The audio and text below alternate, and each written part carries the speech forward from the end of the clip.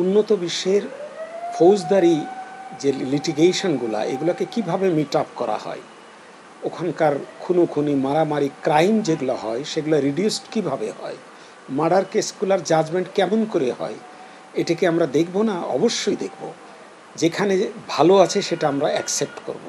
আমরা আইন কমিশন এই দৃষ্টিকোণ থেকে বলেছি প্রথম যে কাজটা করতে হবে সেটা ইনভেস্টিগেশন একটা ইউনিট থাকবে, অ্যাজ লাইক পিবিআই, এটা থাকবে। তারা পুলিশের নিয়ন্ত্রণ মুক্ত থাকবে, তারা পুলিশের লোক, কিন্তু তাদেরকে পুলিশের নিয়ন্ত্রণ মুক্ত রাখতে হবে।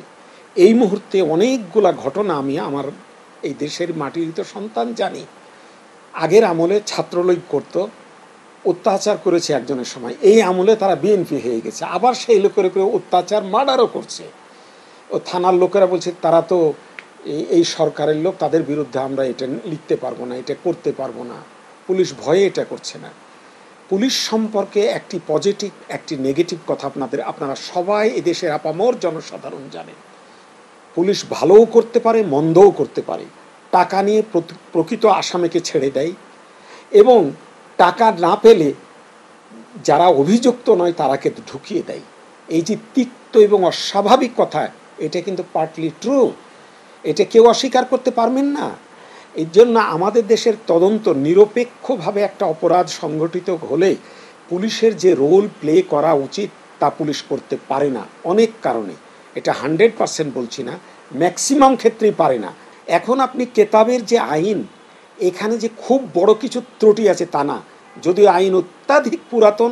ব্রিটিশ যারা এই আইনের প্রণেতা তারা এই আইন ফেলে দিয়ে নতুন আইন তারা জারি করেছে। তাদের দেশের একটা ক্রিমিনাল লিটিগেশন ডিসপোজাল হতে 6 মাসও লাগে না, 3 মাস লাগে। একটা সিভিল মামলা ডিসপোজাল হতে 28 দিন লাগে, আর আমাদের 28 না 80 বছরেও শেষ হয় না। রাষ্ট্রের কোনো মাথা ব্যথা নাই, রাজনৈতিক দলের কোনো চিন্তা চেতনা নাই। সবাই বলে আমরা করব, আমাদের ম্যানিফেস্টোতে আছে, কিন্তু কি আছে? এই 53 বছরের জনগণ কি পেল? স্বল্প খরচে স্বল্প সময়ে বিচার পেয়েছে কেউ? একটা উদাহরণ এনে দেন তো। আপনি স্পেশাল ল করে 2-4 জনের বিচার করে আপনি এটাকে উদাহরণ হিসাবে টানলে তো এটাও তো অন কাইন্ড অফ বৈষম্য, ডিসক্রিমিনেশন। এটা আপনি করতে পারেন না। স্পেশাল ল করে 23 জনের একজন রায় দিলেন, দিয়ে আপনি বড় ক্রেডিট দিচ্ছে। ইট ইজ ইলিগ্যাল, কারণ equality before law, every citizen equal before law আর entitled to equal protection of law. এটা ভাইলেশন হলো, এটা রাপচার্ড হলো। এগুলো করা যায় না। একটা মামলার বিচার কখন যায় এটা আমাকে বুঝতে হবে। সিআরপিসিতে যে বিধান আছে, পুলিশ তদন্ত করবে, সাক্ষীদের বক্তব্য নেবে গোপন এবং প্রকাশ্য, সেগুলো নিয়ে রেকর্ড উপস্থাপন করবে ম্যাজিস্ট্রেটের কাছে। ম্যাজিস্ট্রেটের কাছে 2টা অপশন আছে, 2টা স্টেজ অফ ক্রিমিনাল কেস। সেটা কি স্টেজ? একটা হচ্ছে কগনিজেন্স, কার বিরুদ্ধে নিবেন না, পুলিশ রিপোর্টের ভিত্তিতে তিনি এটা পর্যালোচনা করবেন। কিন্তু আমি ম্যাজিস্ট্রেট কখনো ওটা অ্যাকসেপ্ট করতে বাধ্য নন। উনি রিজন দিবে যে এই যে 500 জন আসামিকে করা হলো, ঘটনা দিনের বেলায় বা রাতে এই একটা ঘটনা ঘটলো, অভিযোগ অমক করলো, উনি কি ঘটনাস্থলে ছিলেন?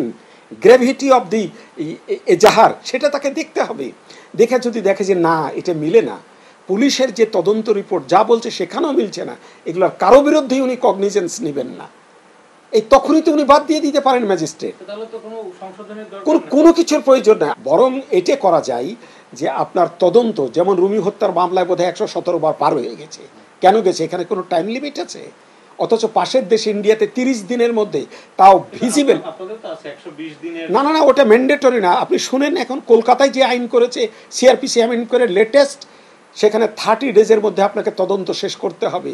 এবং এই তদন্ত ঘরে বসে না, থানায় বসে না, ভিজুয়াল হতে হবে, সেটা ক্যামেরা ভিডিও হতে হবে, সাক্ষীদের বক্তব্য রেকর্ড করতে হবে। এটা এই যে আপনি যা করলেন এটা যেন স্বচ্ছ হয়, ট্রান্সপারেন্ট হয়। ইন্ডিয়া করে ফেলেছে, 30 দিনের মধ্যে আপনি তদন্ত রিপোর্ট দিলেন। হ্যাঁ, ভিডিও রেকর্ড থাকতে হবে। আর 30 দিনের মধ্যে ম্যাজিস্ট্রেট এটার চার্জ বিষয়ে সিদ্ধান্ত দিয়ে দেন।